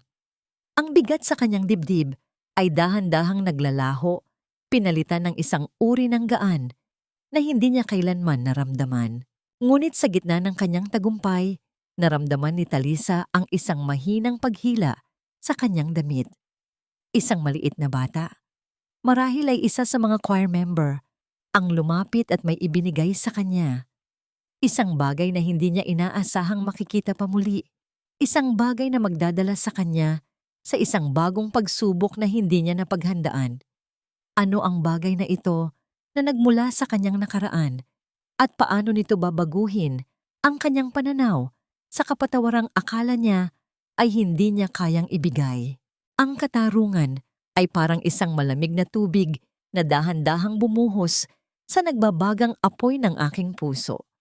Ngunit sa likod ng bawat tagumpay, may isang bahagi ng aking pagkatao na tila naiwan sa dilim ng bodegang iyon, naghahanap ng kasagutan sa mga sugat na hindi kayang gamutin ng hustisya. Tinitigan ni Talisa ang maliit at kalawanging susi na nasa kanyang palad, ang bagay na ibinigay sa kanya ng bata sa loob ng simbahan. Alam niya kung ano ito. Ito ang susi sa lihim na latsi ng makina ng kanyang ina. Isang makina na akala niya ay tuluyan ng nawala. Sa tabi niya, naramdaman ni Talisa ang marahang paghaplos ni Tiago sa kanyang balikat. Ang init ng kamay ng kanyang ama na tila ba iunto. Unting tinutunaw ang yelong bumabalot sa kanyang kaluluwa. Let's go home, anak. Hindi sa bodegang yon, kundi sa tunay mong tahanan. Bulong ni Tiago. Ang boses ay puno ng pagsisisi at pagmamahal. Ngunit bago sila tuluyang umalis, narinig ni Talisa ang huling pagsigaw ni Tristan habang isinasakay ito sa sasakyan ng pulis. Tali, patawarin mo ako. Ginawa ko lang yon dahil natatakot ako kay mama. Mahal kita, Tali. Huminto si Talisa. Lumingon siya sa lalaking dati ay kanyang mundo. Ang lalaking ipinagpalit ang kanyang dangal para sa mga piraso ng pilak. Sa gitna ng liwanag ng umaga, nakita ni Talisa ang tunay na anyo ni Tristan. Isang taong mahina, isang taong walang sariling paninindigan, at isang taong hindi kailanman karapat-dapat sa kanyang mga luha. Hindi mo ako minahal, Tristan. Minahal mo lang ang pakinabang na nakukuha mo sa akin. Mahinang sagot ni Talisa. Ang kanyang boses ay hindi na nanginginig. Ang pagpapatawad ay hindi ibinibigay sa mga taong nagsisisi lamang dahil nahuli na sila. Ibinibigay ito sa mga taong marunong tumanggap ng kanilang pagkakamali bago pa man dumating ang parusa. Pinanood ni Talisa ang pag-alis ng mga sasakyan ng pulis, dala ang mga taong naging anino ng kanyang buhay sa loob ng 5 taon. Ang bawat sirena ay tila isang huling nota sa isang malungkot na kanta na natapos na rin sa wakas. Ang bawat sigaw ni Aling Amalia na humihingi ng awa ay naging bahagi na lamang ng hangin na lumipas. Bumalik si Talisa sa bahay ng mga ilustre sa huling pagkakataon, hindi bilang isang biktima, kundi bilang isang tagapaglinsad ng kanyang sariling nakaraan. Pagpasok niya sa bodega, ang amoy ng alikabok at lumang tela ay hindi na nakakasakal. Sa gitna ng silid, nakita niya ang isang bagay na dinala ng mga tauhan ng kanyang ama, ang depadyak na makina ng kanyang ina. Nabili ito ng mga tauhan ni Tiago mula sa junk shop kung saan ito itinapon ni Tristan. Dahan-dahang lumapit si Talisa at hinaplos ang malamig na bakal ng makina. Ang bawat gasgas sa kahoy nito ay tila ba isang mapa ng kanyang paghihirap. Ngunit ang bawat bahagi nito ay nananatiling matatag. Inilabas niya ang maliit na susi at binuksan ang lihim na latsi. Doon, sa ilalim ng mga lumang sinulid, nakita niya ang isang nakatuping papel at isang pilak na didal o thimble na gamit ng kanyang ina. Binasa ni Talisa ang maikling sulat na iniwan ni Aling Rosa sa loob. Tali, ang iyong halaga ay hindi nasusukat sa iyong mga binti, kundi sa bawat tahi ng iyong pagkatao. Ikaw ay anak ng isang Valderrama, ngunit higit sa lahat, ikaw ay anak ng isang babaeng hindi kailanman sumuko sa hamon ng buhay. Napaupo si Talisa sa sahig, yakap-yakap ang didal ng kanyang ina. Ang mga luha na kanina pa niya pinipigilan ay dahan-dahang dumaloy, ngunit hindi na ito luha ng pait. Ito ay luha ng pagpapalaya. Sa unang pagkakataon, sa loob ng maraming taon, naramdaman niya ang kanyang sarili. Buo, matatag at malaya. Papa, gusto ko pong itayo ang isang paaralan, sabi ni Talisa kay Tiago na nakatayo sa may pintuan. Isang paaralan para sa mga babaeng tulad ko. Mga babaeng naging biktima ng kataksilan at karahasan. Gusto ko silang turuan na hindi lamang tela ang kayang tahiin ng kanilang mga kamay, kundi pati na rin ang kanilang sariling kinabukasan. Ngumiti si Tiago, ang kanyang mga mata ay nagniningning sa pagmamalaki. Gawin mo ang lahat ng gusto mo, anak. Narito ako upang siguraduhin na wala nang muling gagapos sa iyong mga pangarap. Habang lumalabas si Talisa sa bahay na naging kanyang bilangguan, tiningnan niya ang langit na ngayon ay maliwanag na. Ang simbang gabi ay natapos na at ang Pasko ay papalapit na. Ngunit para kay Talisa, ang tunay na regalo ay hindi ang yaman na kanyang namana, kundi ang kakayahan niyang muling maglakad gamit ang sarili niyang mga paa patungo sa isang direksyong siya mismo ang pumili. Ngunit sa gitna ng kanyang panibagong simula, isang lihim na mensahe mula sa loob ng kulungan ang nakarating sa kanya. Si Beatrice ay nanganak na at ang bata ay may isang katangiang pisikal na nagpatunay na ang lahat ng hinala ni Talisa ay totoo. Ang bata ay hindi kay Tristan at ang tunay na ama ay isang taong malapit din sa kanila. Sino ang lalaking ito na naging bahagi ng lihim ni Beatrice at paano nito tuluyang wawakasan ang anumang natitirang ugnayan ni Tristan sa katotohanan? Ang sikat ng araw sa Manila Bay ay tila isang malambot na kumot ng ginto na dahan-dahang nagpapainit sa balat ni Talisa. Habang nakatayo siya sa balkonahe ng bagong tahanan na ibinigay ng kanyang ama, pinagmamasdan niya ang paghampas ng mga alon sa pampang, mga alon na tila bumubura sa bawat bakas ng pait na iniwan ng nakaraan sa kanyang mga paa. Ang bawat hakbang niya ngayon ay wala ng panginginig, wala ng pag-aalinlangan. Ang bawat paglakad niya sa malamig na marmol ay isang deklarasyon ng kanyang kalayaan. Sa loob ng kanyang silid, hindi mga mamahaling alahas o mararangyang damit ang nakadisplay sa gitna. Naroon ang lumang depadyak na makina ng kanyang ina. Malinis at maayos na ang bawat turnilyo. Ito ang kanyang naging sandigan at ito rin ang magiging simula ng kanyang bagong misyon. Ang amoy ng langis ng makina at bagong tabas na tela ay humahalo sa halimuyak ng dagat. Isang amoy na para kay Talisa ay amoy ng pag-asa. Ma'am Tali, may sulat po para sa inyo mula sa abogado. Ang mahinang boses ng kanyang katulong ay bumasag sa kanyang pagmumuni-muni. Binuksan ni Talisa ang sobre ng may kalmante na disposisyon. Sa loob nito ay ang huling ulat tungkol sa kaso ni na Tristan at Beatrice. Ayon sa ulat, tuluyan nang nagkaroon ng matinding sigalot sa loob ng kulungan sa pagitan ng dalawa. Ang bata na isinilang ni Beatrice ay lumabas na may kakaibang balat at anyo. Isang anyo na hinding-hindi magmumula sa lahi ng mga ilustre. Ang tunay na ama ay lumabas na ang dating barangay captain na siyang nagpautang kay Tristan noon upang bayaran ang kanyang mga luho. Naramdaman ni Talisa ang isang malalim na buntong hininga. Hindi siya nakaramdam ng tuwa sa pagbagsak ni Tristan, kundi isang uri ng kapayapaan dahil sa wakas ay nabaon na sa limot ang bawat kasinungalingan. Ang lalaking pinaglaanan niya ng 5 taon ng buhay ay natapos sa isang selda.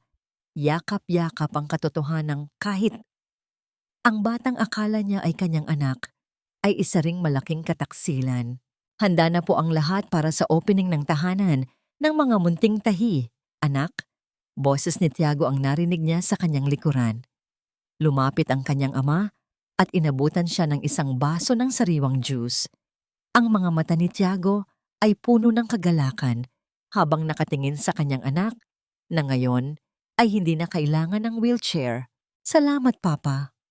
Gusto ko pong maramdaman nila na ang bawat tahi ay hindi lamang para sa damit, kundi para sa paghilom ng kanilang mga sugat. Sagot ni Talisa habang hinahawakan ng kamay ng kanyang ama. Sa hapong iyon, opisyal na binuksan ni Talisa ang kanyang foundation. Hindi ito isang magarbo at malaking gusali, kundi isang komportabling tahanan kung saan ang mga kababaihang biktima ng Bauhanja din ay maaring matuto ng sining ng pananahi at disenyo. Pagpasok ni Talisa sa silid kung saan nakahanay ang mga makina, nakita niya ang mga mukha ng mga babaeng tulad niya ay dumaan din sa madidilim na gabi. Dahan-dahan siyang lumapit sa isang batang ina na nakayuko at tila nahihiyang humawak sa tela. Hinawakan ni Talisa ang nanginginig na kamay nito at binigyan ng isang matamis na ngiti. Huwag kang matakot. Ang karayo may maaaring makatusok, pero ang bawat tahi mo ang magbubuo muli ng iyong dangal. Bulong ni Talisa. Sa sandaling iyon, nakita ni Talisa ang sarili sa babaeng iyon. Ang babaeng dati ay nakatago sa bodega. Ang babaeng akala ay wala ng silbi dahil hindi makalakad. Nang lumubog ang araw, naglakad si Talisa sa tabing dagat kasama si Aling Rosa, na ngayon ay kinuha na rin niyang kasama sa bahay upang alagaan. Ang tunog ng mga alon at ang mahinang pag-ihip ng hangin ay tila isang bulong ng pasasalamat mula sa kalikasan. Alam mo, Tali, ang iyong ina ay tiyak na nakangiti sa iyo ngayon, sabi ni Aling Rosa habang pinagmamasdan ang bawat hakbang ng dalaga sa buhanginan. Hindi mo lang itinayo ang sarili mo, kundi pati na rin ang mga taong nawalan na ng pag-asa. Huminto si Talisa at tiningnan ang malawak na abot-tanaw. Ang bawat sugat sa kanyang puso ay wala na. Tanging ang mga peklat na lamang ang natira. Mga peklat na nagsisilbing medalya ng kanyang katatagan. Ang katarungan ay nakamit na. Ang yaman ay narito na. Ngunit ang pinakamahalagang nakuha ni Talisa ay ang pagmamahal sa kanyang sarili. Ang pananahi ng kanyang buhay ay tapos na sa yugto ng pagdurusa. Ngayon, nagsisimula na siyang magdisenyo ng isang bagong kabanata. Isang kabanata kung saan siya ang reyna, siya ang mananahi, at siya ang nagmamay-ari ng kanyang bawat hakbang. Nakatayo si Talisa sa gitna ng isang malawak na bulwagan, suot ang isang simpleng terno na kulay asul na langit. Ang bawat tahi ng kanyang kasuotan ay pulido at malinis, sumasalamin sa katahimikang matagal na niyang hinahanap. Sa kanyang harapan, ang unang batch ng mga kababaihan mula sa kanyang pundasyon ay masayang tumatanggap ng kanilang mga sertipiko. Ang bawat ngiti, bawat luha ng kagalakan sa mga mata ng mga babaeng ito ay tila mga bituin na nagbibigay ng liwanag sa kanyang sariling kaluluwa. Dahan-dahang lumapit si Tiago sa kanyang tabi at inakbayan siya ng may matinding pagmamalaki. Ang init ng bisig ng kanyang ama ay sapat na upang burahin ang lahat ng lamig na naramdaman niya sa loob ng bodega noong mga nakaraang taon.